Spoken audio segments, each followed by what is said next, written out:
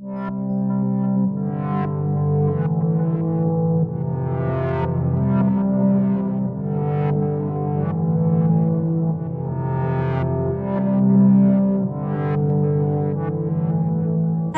I'm Olivia. And I am Kirsty. And welcome back. We are very happy to be here recording on this beautiful day, and make sure you stick around until the end as we have some special announcements for you. But with that out of the way, let's dive straight into our case for today. So we are taking a trip to Lakewood, Jacksonville, Florida. From what I could find online, Jacksonville is a pretty nice place to live. It's the most popular city in Florida and has 22 miles of beaches and a vibrant street art scene. Lakewood itself is considered one of the best places to live in Florida because of its classic suburban feel.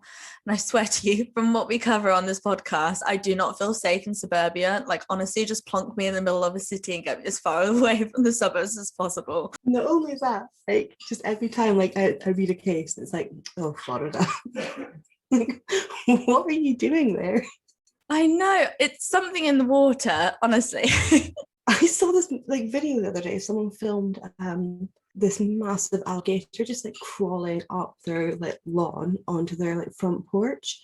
I swear to God, that thing was something out of Jurassic Park. It was massive. Yeah, but I swear they just don't care, because I saw a video of this alligator infested pond, and these guys were just diving in and going for a swim, no cares in the world. I know, it's the same with Australians, just live with their spiders. So they're our friend that we say hello to every day. They're not your friend. They literally are venomous and can kill you. I would rather go swim with great white sharks than live in Australia with spiders. Maddie Clifton was born on June 17th, a Gemini, in 1990, and lived with her mum Sheila, her dad Steve, and her sister Jessie, who was 2 years older than her. Jessie and Maddie were said to have been best friends from birth. Maddie was super creative. She loved to dance, play piano, and play football. Apparently, this neighborhood was the kind where kids could go out and play pretty much unsupervised. So it was election day on the 3rd of November 1998, and while her mum went to vote, an 8-year-old Maddie went knocking on neighbours and friends' doors asking other children to play, but they all said they were busy, so she started playing on her own. Eventually, some people did join her and they started playing golf outside. However, at some point in the day, they ran out of golf balls, so Maddie ran home to get more, but never returned. Such a random thing for 8-year-olds to play, isn't it? Golf. I would just be when I was 8, last thing I'd be do you want to come play golf? Yeah, it's very organised. But yeah, good for her. Do you think they have their score sheet of over par and birdie and eagle? Oh, maybe. I said those words it sound like they know what they mean, but I don't. But good on her, because she just went out, she played on her own, and then people joined in, and it's that is the spirit. It is the spirit, but don't do that, because you will see why. But by 5 p.m, the family were worried and asked Jessie to go out and find Maddie, but after shouting and not being able to see her, she went home, and the family immediately called the police and reported her missing. Family and neighbours began to search for Maddie, and 1,000 people volunteered to search as well. Police figured that it was likely Maddie was in one of the houses nearby, and so they began conducting interviews with the neighbours but received no leads, which is strange for a street where all the neighbours play with each other and seem close. So the police found records of a man who lived 3 doors down from Maddie, who was one of the last people to be seen with her playing golf, and this man's name was Larry Grisham, and he was 43 years old at the time. Had a previous record for sexual assault allegations about 15 to 20 years before this, but these allegations were never proven. But I think it's important to note that the allegations were made by adults, so it's kind of a further it's not the MO for him to be going after kids. As well that you say when they do door-to-door searches and they look up known sex offenders in areas, only 2% of sex offenders are registered, because they're the ones that have been caught. So just because you may have a street of 40 people and there's one sex offender on it, that's the likelihood is that's not the only sex offender on that street. That person's only on the register because they've been caught. It's terrifying. 2% of sex offenders. Especially as it's 1 in 10 men. And it's not women versus men, it's literally everyone against assaulters. Did you see he pled guilty to the 2 charges in Old Bailey yesterday, but didn't have to plead guilty to murder because they want a psych evaluation first? And if he wasn't a serving Met officer, when he raped and murdered this woman, would he be getting a psych evaluation before he pled guilty to murder? Probably not. He was among the people who saw Maddie leave and waited for her to return, but they figured she wasn't going to, so they all went home. So he seemed to have a pretty solid alibi. Police gave him a polygraph test, which he failed, so the police searched his home 9 times, but never found any evidence that Maddie had been there or that he had any involvement. Jessie said that the neighbourhood adults took turns keeping an eye on the children, and Larry was one of these, but Jessie said this never seemed to be in a creepy or uncomfortable way. So the police cleared Larry and were back to square one until an older boy called Justin came forward and said he offered to walk Maddie home. When they got to the Clifton home, Maddie tried to find the golf balls but couldn't, and so Justin went to play outside again and left Maddie at home. So probably one of the saddest parts of this is that Maddie had seen that Jessie was too busy playing piano, and so she left the house without talking to her. Which my sister's 2 years older than me, and this is just so heartbreaking, just like the thought of one being without the other and not saying goodbye. So when the leads dried up, everyone involved in the search, including Maddie's family and the wider community, were worried that whoever had done this would be coming back for Jessie. Police then decided that instead of watching the house in their uniform, they dress up in their normal clothes and keep her company and play games with her to keep an eye out for her, but also not to scare her, which I think is really nice and honestly really good police work. Definitely. So several days went by, and so the chances of finding her alive were slim to none. The police now switched their search to trying to find a body. So sad. Sniffer dogs were brought in, and a reward for $50,000 was posted for Maddie's return, and this doubled later. Finding, so the likelihood of a child when they're abducted, I know a lot of people think when children are abducted, they're abducted by strangers, but statistically it's within the family that they're like taken or killed by. Stranger abduction is very, very rare, but when stranger abduction does happen, you have a 72% chance within the first hour of finding that child and finding them alive, and then every hour after that it drops dramatically every single hour, to the point that after like 1 day's over, the likelihood of that child still being alive is 0. I feel like it's horrible knowing that statistic, and I feel like, I don't know, if I was a mum, I'd rather not know that. I would just be terrified all the time. I don't know. I love that our hobby, well, not our hobby, but our side gig is the sort of thing that researches this sort of statistics on a daily basis. Yeah, I know. So exactly 1 week after Maddie disappeared, on the 10th of November, the police had a new suspect and had found Maddie's body. In fact, it wasn't the police who found the body, it was the mother to a 14-year-old boy. Across the street from the Cliftons, there lived the Phillips family, made up of Steve, Melissa, and their son Josh. So yeah, there's 2 Steves in this, I don't know what to tell you. And they had been helping in the search for Maddie. Melissa had been cleaning the whole house when she noticed a strong odour coming from Josh's room. He kept pet parakeets, so she assumed he had been neglecting to clean their cage, so she went in to do it herself. And while she was cleaning, she noticed a wet patch next to his bed. How long did he not clean those parakeets for? If the smell is what I think it's going to head up in, how long did he not clean those parakeets out? I know, it's like, if you're going to hide that, at least like clean the pet's cage. Like, I don't know. That's where my thoughts go to. So while she was cleaning, she noticed a wet patch next to his bed. So she assumed his waterbed had leaked, and the smell may have been attributed to mold from his punctured waterbed. Waterbed? I thought only like 50-year-old porn stars had waterbeds. They just should not have been a thing that existed ever. Like, this is 98, but I still think just, no, it doesn't work. 90s had a thing like blow up inflatable furniture though, didn't it? Yeah, apparently they were like renowned for always getting punctures in, obviously. So. It's like a paddling pool, isn't it? You'll never keep a paddling pool with no puncture.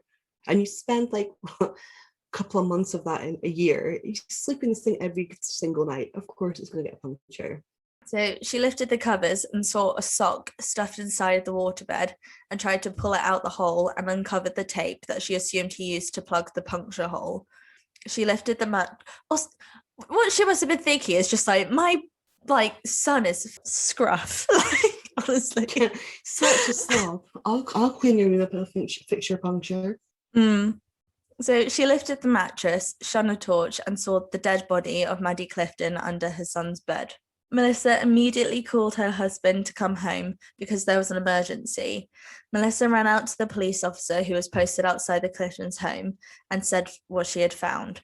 When backup arrived, they confirmed the body was Maddie's and her family were informed. Maddie's dad said that he actually saw the officers walking towards the house and he knew it was bad news just from as soon as he saw them.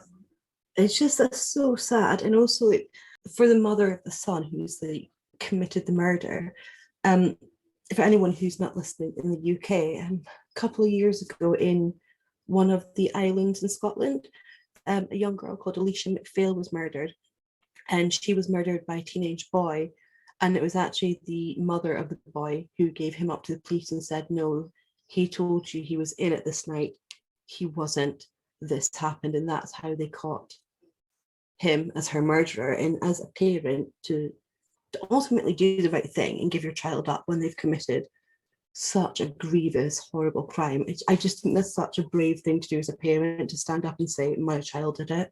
I've been asked before, I can't remember why, if your son ever committed a murder, would you give him up or would you cover it up for him? And I was actually like, I would hand him in. I would literally be like, I'm sorry, I love you, but you have to learn from this mistake. I was like, you can't hide this. Because also, you're going to get to the end of your life and then you're going to hell if you don't. Oh, I'm going to hell anyway. I mean, I don't actually think there is a heaven or a hell. I think when you're dead, you're dead.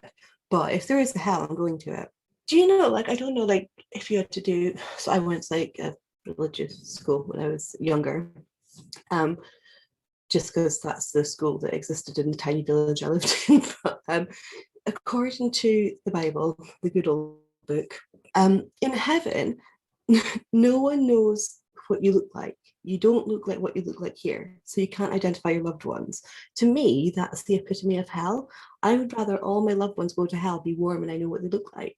If I'm going to hell and it's like other people are in for what I'm in for, then you're just sending me to be around people that are like myself, that I can just like vibe with. So that's how I think about it. Get a vibe going in hell. That's hilarious. Anyway, we digress. So while Josh was at school, the police searched his room and found air freshener and incense. They found a baseball bat and a penknife hidden behind his TV, 2 kinds of tape, a clear one and industrial strength ones. They found shoes which had blood on them, which was a match for Maddie's DNA, and blood on his ceiling fan. Jesus Christ. So it really, like, a poor attempt, really. So I'm not going to blame Josh's parents, but how did they not know sooner that something was up? So the body had been under his bed for a week in the Florida heat. And I know it's November, but it's still Florida. Because they thought it was bloody parrots, mate, didn't they? I don't know. I looked it up, and the average temperature for Jacksonville in November 1998 was 76.8 degrees Fahrenheit, which is 24.9 degrees Celsius, which for some perspective, because 76% of our listeners are in the UK, this is 4.5 degrees higher than our hottest month of July in England. That's insane. So when you think about decomposition after a week of her being missing, I just don't understand as well, because like the water beds are like made of like quite a thick plastic, aren't they? Which is going to cause more like heat and condensation, and surely that would speed up decomp to a certain degree. Yeah, but it's also buying all the incense and air fresheners and stuff. It's just like adding other smells on top of the smells. Like it's gonna make it worse. But it's like, oh god, it's really inappropriate to say, but have you ever seen the advert, you know, for Febreze when they say they've gone nose blind? Yeah. Maybe it's just like that. Maybe they were so used to smells coming from his room. But maybe. What was it going to do? I don't know. We'll get to that later. I just, of all the places to store a body, why would one think, I know, I'll keep it under my bed? Genius idea. And sleep above it every single night. That's so creepy. That's so gross. I can't even sleep if I've like had a glass of, like, you know, if you have like a cup of tea or something in the evening and you've drunk half of it and you know it's going to be slightly gross in the morning, I can't even have that next to my bed because I'm scared it's going to be like all porous and moldy in the morning. I would not cope with a dead body. I can't see with my foot hanging over the edge, never mind a body underneath me. God. So they didn't know, but their son had been sleeping above a dead body for a week. In addition to the shoes, the ceiling fan, the tape, the penknife, and the baseball bat, they also found one of Maddie's missing posters taped to a bookshelf and a picture of Maddie's older sister Jessie taped to his headboard behind some pillows. Jesus Christ. So it's like he's got was it like souvenirs? Yeah, he's got full on. He's like, yeah, they're full on display. Oh my god, that kid would have gone on to do bad things if he wasn't. Obviously, I'd never do this when I was younger, but it's like I think that it would be obvious not to like staple missing posters around your house. Yeah, but maybe when I was 14, I didn't know not to do this. To be fair, even at 14, I would have known even then it was wrong to murder someone and hide their body under my bed for a week. Yeah, but it's also, I don't think when I was 14 I'd understand decomposition as well, so I wouldn't understand how bad it was going to get. True, but I understand murder and non-murder.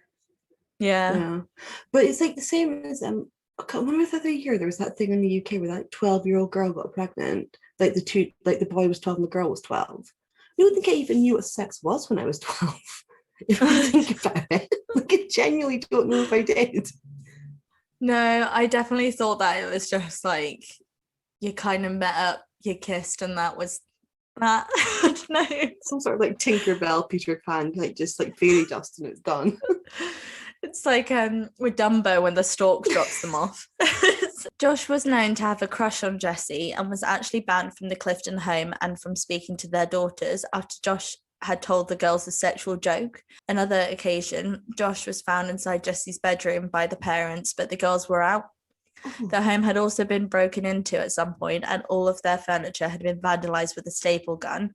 And it was never proven that this was Josh, but looking back, it probably most definitely was. Probably with the same staple gun he put the posters up with in his bedroom. So Josh was then taken out of school and immediately arrested.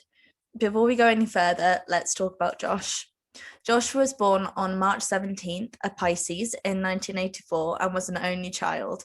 He seemed to be a happy child with a normal childhood. He had average grades, friends, and enjoyed sports. In his police interview, Josh just came straight out with everything and told his whole story. He said, "It started when Maddie was playing in the streets alone. She went out to see if her friends wanted to go out, and Josh said he was the last person Maddie knocked for. She came to the house to ask him to play, but Josh said no, as he wasn't allowed to play without the parents' permission. And obviously he's such a good boy. So she went to play out alone, but he felt bad for her. And because he's such a nice guy, he went out to play with her." He said they went to his backyard to play baseball until Josh hit the ball into Maddie's face and hit her in the eye by accident. She was hurt badly. So Josh began to panic, as he wasn't meant to have kids there or play, but also Maddie's parents didn't want him anywhere near her. He knew his parents would be home any minute, so he decided to drag Maddie to his bedroom and tried to stop her crying when his parents were home. So Josh took the baseball bat and hit Maddie over the head with it and dragged her under his bed. He said he told her to be quiet as she was crying, and because she wouldn't stop crying. He hit her twice over the head, but this, unsurprisingly, was counteracted by the physical evidence. So in Maddie's autopsy, the first injury she received that day was from being strangled for 15 minutes with an electrical cord. However, this wasn't enough to kill her, and the police found no evidence that she had been hit with a baseball. Police believe this was his attempt to silence her, and when it didn't work, he hit her twice over the head with a baseball bat. Police believe this was when Josh's dad came home, and Josh assumed Maddie was dead at this point, so he put her under his waterbed and ran down to say hello to his father. And when Josh returned to his bedroom, he could hear Maddie moaning. And if Josh just left her alone at this point, it would have been a very slow and painful death, but she would eventually die from her injuries. So he pulled Maddie out and stabbed her all over her neck and torso 11 times. Then she was put back under the waterbed again. Maddie was found almost completely naked, apart from her socks and a t-shirt that was rolled up to her neck. She wasn't wearing shoes, underwear, or trousers, but they didn't find any evidence of sexual assault. That doesn't mean it wasn't there, but they just didn't find any evidence. So the police seized his computers and found Josh had been watching porn half an hour before the murder, and once he committed the murder, he went back and watched it again for another half an hour. It's disgusting. The content was often violent, and he also had been watching child porn. So Josh said her clothes had simply slipped off when he was putting her under the bed. So innocent. Oh, so it just fell off. What was I to do? But the clothes were found next to her under the bed in a weird position where if you're being pushed into the bed with your clothes on, then how would they fall off and end up next to you? So it kind of implied that she was already naked, he put her under and he just threw them under the bed. And there are also no stab wounds on her clothes either, which proves they were off before she was stabbed. And in addition, Josh had claimed he dragged her through the garden into the house, but there were no drag marks from the outdoors or leaves on her clothes, suggesting she was already inside the house when she had been injured. So Josh didn't have a plan for how to deal with it, and he was just going to ignore it, he said. So Maddie's family believes that Josh planned to lure her in to kill her and sexually assault her. Maddie was 8 years old and was banned from seeing Josh, so why would she so willingly disobey her parents and knock on his door? I don't think I would go to a neighbour's house if my parents told me not to when I was 8 years old. I don't know. It depends. I definitely was a brat, but I don't think I would have done that. Yeah, no, same actually. I think if they were already out with friends that I wanted to like hang around and play with, then that would be different. But I wouldn't like deliberately go to their door. No. So this case took a long time to go to trial because they struggled to find people who didn't know about the case already to make up a full jury. It was decided that Josh would be tried as an adult so he could get a mandatory life sentence. Most of the trial centered around Josh's obsession with 11-year-old Jessie at the time of her sister's murder, and people theorized that Josh did this to Maddie because Jessie didn't like him back. Jessie never learned half the things Josh had done because she was shielded from this, because no one would want to violate her with that information when she's already going through enough. Yeah. And despite all the evidence, Josh pled not guilty. Josh blamed his father for raising him as if violence were normal. He claimed his father was violent and an alcoholic, but there's no evidence of this, and everyone says they were quote unquote a normal family. They're always normal families. Yeah, and this claim hasn't been confirmed or proven. Well, it's like Casey Anthony, isn't it? She blamed her dad, said that he was violent and drunk and abused her and abused her daughter as well. No, you just killed your daughter, you psycho bitch. Yeah. So the trial lasted 2 days, and on July 8th, 1999, after 2 hours of deliberating, the jury found him guilty of first-degree murder, and so he was sent to prison for life without the possibility of parole. I don't know how I feel about that with a child. I get that what he did was horrific, and he most likely would have gone on to affect much more simply, it would have been a progression. I mean, if that's your first proper crime, like possible sexual assault and a murder, there's not really much else you can escalate to, but there's all likelihood he would have gone on to offend in this sort of way.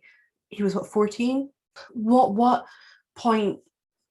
I understand people go to prison to be punished, and I understand that, and I know people do need to be punished when they break the rules of society and do such horrific crimes as murder and sexual assault and battery. You could go on endlessly, but what are our points for prisons if we're not going to attempt to rehabilitate some people? And some people can't be rehabilitated, and that's fine, I understand that, but if you're not going to attempt with anyone, let alone a 14-year-old child, you're not really solving any problems, are you? Because the prisons are overflowing in pretty much every country in the world. I mean, look at America and UK as examples. Death row's overflowing, other prisons are overflowing. The UK prisons are overflowing. We don't have the capacity. It doesn't stop people from doing these crimes. People still commit them. So the deterrent of being sent away for life or however 30 years, whatever, clearly doesn't work as something to make people stop doing it. So there's a certain point we have to review the way we treat offenders and try and rehabilitate them, because what else are you going to do?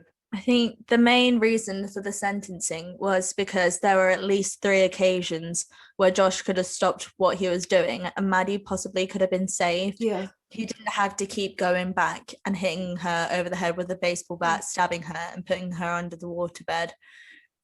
But I think it kind of, when going back to rehabilitation, I think there absolutely should be some kind of rehabilitation there, because he obviously just didn't see probably anyone, but definitely Maddie as an actual person. I think he'd been watching some violent porn, being like, seeing someone getting degraded to the point where they don't seem like a person anymore, and so he just went out into the world and treated other people like this. Exactly. And had he been like in his 20s or 30s or 40s or whatever, someone who was a bit older, and I don't want to say knew better, because you should know the difference between right and wrong at that, even at that age, but I would, not that I'm saying he wasn't a dangerous person, because look at what he did. He was 14, in your mind still developing at that point. In so I don't know. He might not be able to be fixed, and I agree with you. He had so many chances to stop, and he didn't, and that is very, very troubling. But things like psychopathy and stuff, they can't really be diagnosed until you're like 18, because that's when the mind stops growing. Well, not growing, but I don't know. I don't agree with life without parole for children. Even if it comes to the point where they have possibility of parole and they have not met parole standards, fine, don't grant them parole. That's cool. I don't think life without parole for 14 is acceptable. No, because they've also mentioned numerous times today about how we didn't know what sex really meant when we were that age. We didn't know about like decomposition when we were that young. Like, we didn't understand all these things because we weren't old enough. But also, Maddie did absolutely nothing. No. And she will never be able to walk this earth again. So it's like, why should he be free? Like, why is he entitled to that? Oh no, I guess it's some people's perspective. Yeah, and I completely understand and sympathize with that argument. I really do. It's like our friend David, he's still works with Olivia in forensics, and he was talking about what's his name? The first guy in the UK was sentenced for rape and murder with using DNA fingerprints. He was arrested in the 80s, and he was released yesterday, I think it was, or maybe the day before. And people have signed petitions saying, no, we don't think he should be free, because he was a repeated violent offender. And I think that's a very different situation to a 14-year-old boy. But I do completely sympathise with people like in Maddie's family and people who have the opinion of she's not alive, so why should he be allowed to walk free? An eye for an eye makes everyone blind. Exactly. Or so I hear. Yeah, exactly. It's the same as the James Bulger case in the UK. For those of you who don't know what the James Bulger case is, we probably will cover it at some point. But that's going to be a lot of work to build up to that one, because it's quite horrific. Yeah. It was a 3-year-old boy who was abducted and brutally murdered by 2 10-year-old boys in Liverpool in the UK. And they were John Venables and Robert Thompson. They were sentenced to prison, and then they were released and given new identities. And a lot of people are very angry that our taxpayer money pays for their new identities and such, which is, I get the argument, because they killed a child, and it's not like they're in witness protection, but they're getting basically witness protection treatment. But if people knew who they were, they would not be safe. It's weird, because the rehabilitation goes for and against in this case, because Robert Thompson, since he's been released, has never, ever, ever once been in trouble again and lives a completely normal, healthy life. I know a lot of people will think he's not entitled to do that because of what he did as a 10-year-old child, but it worked, and he's never reoffended in any way, shape, or form. John Venables has been in and out of prison for child pornography and child charges since he was released after the Bulger murders. So it clearly hasn't worked for him, but it worked for Robert Thompson. And it's down to the individual. Exactly. That's basically what I was trying to say in a really rounded out way there. Yes. But this wasn't the last that we heard from Josh, as in August 2017, his case made it back to the Fourth Judicial Circuit at the US Supreme Court, as mandatory life sentences without parole are now deemed unlawful for juveniles, as the brain is underdeveloped. What was I just saying? Yeah. Sorry, Olivia, I still Johnny soldiered on there. And at his resentencing, he apologized to Maddie's family and he said, "I had no clue what life meant, what death meant, nor the depths of suffering that would follow one act." But this failed to pass and he's still trying to be released. He has been described as a model prisoner. He's now a Buddhist and he got himself a paralegal degree and helps other inmates get lesser sentences through appeals. And 2 years after the murder, Josh Phillips' dad passed away when he got into a car accident. Mm-hmm. Maddie's mum, Sheila, reached out to Josh's mother, Melissa, and sent her condolences and offered support. Oh, that's so kind. That is just another level of just having a heart. I know. Can't relate. Jessie still lives in the same house and is successful in the legal field. However, she has said her relationship with her mother is strained due to the emotional toll of the tragic loss of Maddie. So Jessie and Josh were meant to meet in prison as she still wanted answers for her sister's murder. But right as it was about to go ahead, he dropped all contact. Coward. And it's thought that he got himself a new legal team that told him it wasn't a good idea to meet, and so he called it off. But I do think that's cowardly. Yeah. And there's a photo that he's taken, I think, with his new legal representative, and he's looking very kind of like Mr. Court Justice, just kind of like, I've been wronged. It's really annoying to see. Yeah, but you weren't wrong though, were you? I get the, since I know I've just harped on about like not having life sentences for juveniles, they still have to do the time for the crime they've done, and you did brutally murder a child and keep her under your waterbed, which is just a whole other level of Silence of the Lambs kind of creepy. And it's like he acknowledged he did something wrong when he was testifying why he should be released, but then he didn't actually, but when he was asked to write a formal letter to the family with an apology, he said no, because he'd rather them see that he's sorry face to face, and then the one chance he got, he didn't show up. Speaks volumes, that does. Can't be that sorry. No, that's very true. That is very true. Because someone who is actually sorry would kind of make the effort. The bullet and go. You know what? I'm always really suspicious as well. And this probably says a lot more about me than it does anyone else, of inmates who find religion in prison and claim that they see a different light because they found religion in prison. A lot of them find religion because they want to find a text which kind of gives them reason to be like, well, God would forgive me, and just be like, just to kind of write off whatever thing what they they've did. done and what they've, yeah. It's kind of like, well, you can sentence me, but there's a higher power, which means that I didn't do that bad of a thing. And it's like, you did, hun, not hun. You don't deserve hun. I really hate that, right? So you can like literally murder a child and keep them under their bed, and yet, God will quote unquote forgive you and take you to prison. Take you to heaven, whatever. But like, he'll like condemn you to hell for all sorts of other bullshit things. Just like, it's Pride Month. I'm not going to lie, but a lot of Christians and other religions out there believe that you should go to hell for being gay. Happy Pride Month, neighbours, by the way. Yeah, absolutely. I was listening to That's Spooky. Hold on, I have to actually get their podcast name because I don't want to mess this up. That Spooky podcast, and they were talking about how lots of true crime channels for Pride Month will do a true crime case where they talk about someone in the LGBTQ plus community being murdered, and then it's just like, okay, let's talk about all the horrible things that have happened to people over the years, and that'll be how we celebrate Pride Month. And I was like, oh yeah, fair enough. Oh yeah, I was actually considering doing one for Pride Month, but when you put it like that, yeah, no, that's a very valid point. Yeah.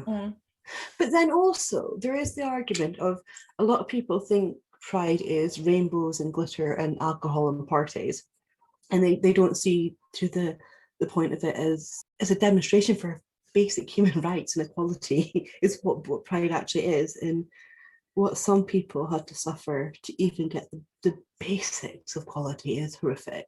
I really hate the fact that we still in 2020 have the term quote unquote gay marriage. Why can't we just have marriage? Why can't people just get married? I hate it. I hate it so much. And we talked about that honor killing that happened the other week as well. Yeah. And it's still going on. It's still happening. There's still a fight to be had. Yeah. You know what else I really hate? And this is not pride related at all. I'm going to go on a bit of a tangent here, guys. Sorry. If you have ever in your life insulted someone with the term shitbag, I want you to sit down and listen carefully to what I'm about to tell you and all the reasons as to why that is wrong and correct your language in regards to this. You would not call someone a fucking chemo patient, would you? No, you would not call someone a fucking transplant patient, would you? People who have, quote unquote, as the insult goes, shit bags or colostomy bags or ileostomy colostomy pouches, they will die if they do not have that. IBD, so inflammatory bowel disease, Crohn's disease, and ulcerative colitis are not a fucking joke. You have a colostomy pouch because your bowel has literally disintegrated with disease and you are doing nothing but throwing up chunks of bowel, passing blood and throwing up blood, and you will die without this. Few lucky people afterwards manage to get what's called a J pouch, which is where they use lining of other parts of the bowel that we're able to save or stomach and create a new bowel inside your stomach.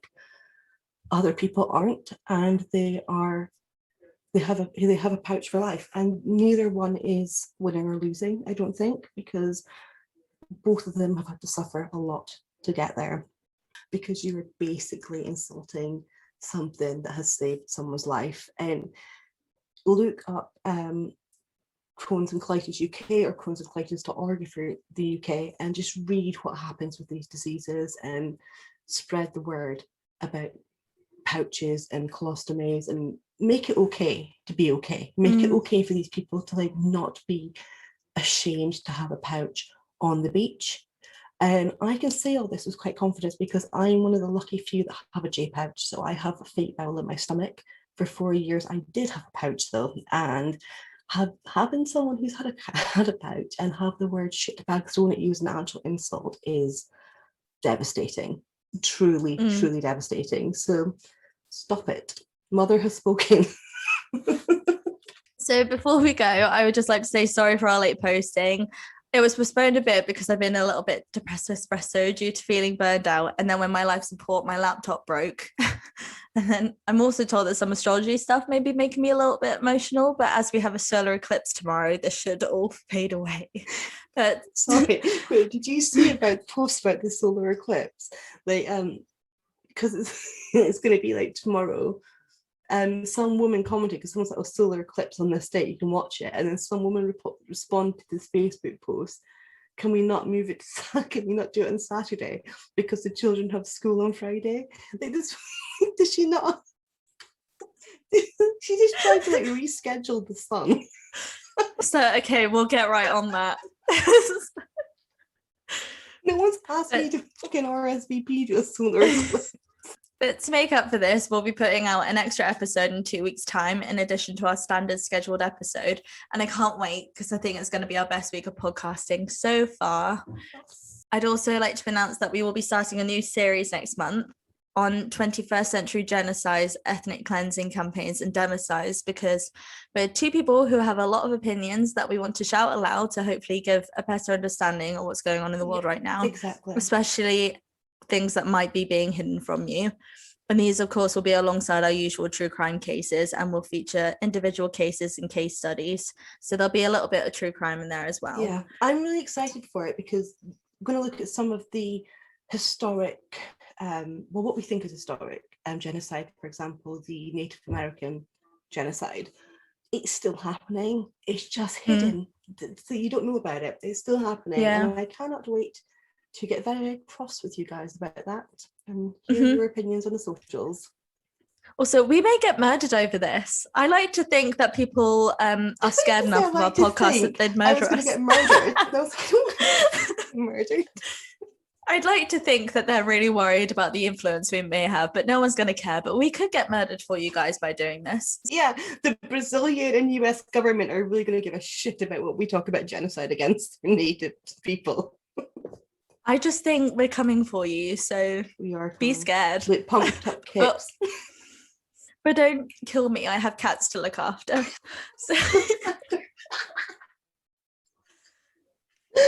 That's one of my favorite things you've ever said. So if you have any suggestions for us, then please contact us through our link in the description or via email at don'ttrusttheneighborspod@gmail.com. And don't forget to leave us a review on YouTube and or Apple Podcasts, as it really helps us out. And we'll be reading them out here on our show. Anything you want to add? No, just see you guys next week. Lovely chatting true crime with you all as always. And yeah, see you next week, neighbours. And we hope you enjoyed. We'll see you next time. Bye. Bye.